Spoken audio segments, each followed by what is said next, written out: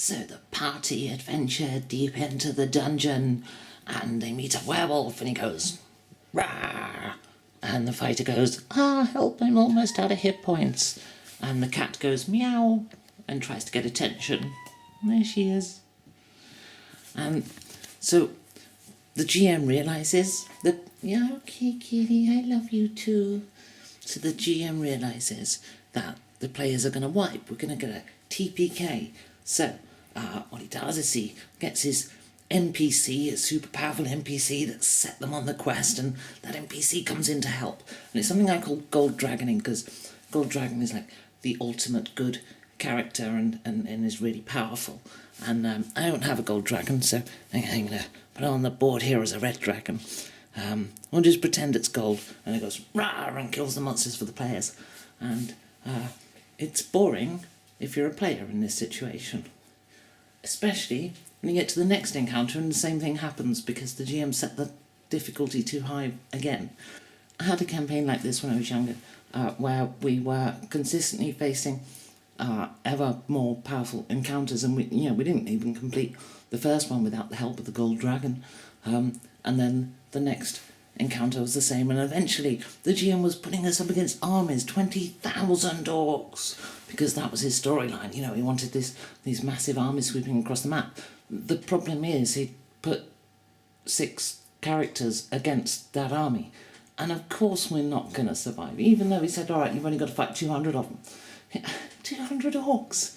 We're like level 5, so it didn't work. So obviously every encounter a dragon would swoop in and save our bacon, because that was our benevolent dragon thing. And basically what was happening is the GM was playing his own adventure with his character, the Gold Dragon, and we were just along for the show. This is something to avoid, because it's dull. So how do we get rid of the Gold Dragon from our quests, or in this case a red one? Well, firstly, that means there's a risk of a total player kill. If a werewolf comes along and tears your fighter to pieces, wah! And the thief hasn't got enough hit points to survive the werewolf, wah! And the werewolf goes on and meets the 2 wizards, and well, you get the idea. So that can happen, and does that mean the end of the game? Well, sometimes yes.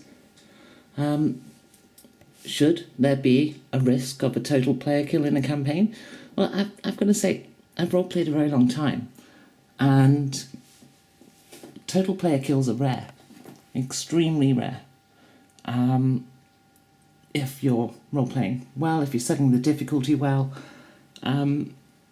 generally speaking, if you're going to set an encounter that's so difficult that the players could experience a TPK, then it wants to be the last encounter. At that point it doesn't matter if it's a success or a failure in terms of the game itself. It can be either. It doesn't matter. Did the hero survive? Yes? No? One suggestion I just heard on the Dawnforge cast stream, which is a YouTube channel I highly recommend checking out, I thought was a really good idea, was that if the players do suffer a TPK, then what you can do is you resume again with new characters 200 years in the future or something, and the world is changed by this apocalypse. I thought that was a brilliant idea. I almost want to wipe a party out just to try it. So, great idea. I don't know the names of all the people on that channel, but it was the bearded guy with the glasses, him, on the Dawnforge channel. Well worth watching some of those podcasts. They're really good. Another way to avoid a total player kill is to give the players a way out. Don't trap them in, so that when the fighter dies, the rest of the characters get to run away. Run. But better yet, I think, is that death doesn't necessarily have to mean death. And in some games they do it like you get captured, but in our case here, in this example, we've got a werewolf right here. Here we go.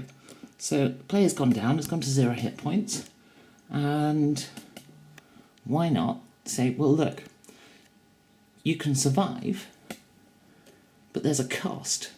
And it's up to the player then. You can survive, but you're cursed with being a werewolf. And you're going to have to roleplay through that. And you're going to have the consequences of being a werewolf. And at some point, the werewolf will take you. The beast within will take you. And what do you do then? Or maybe you decide that, you're only a werewolf on a full moon. And your conscience, like Oz in Buffy.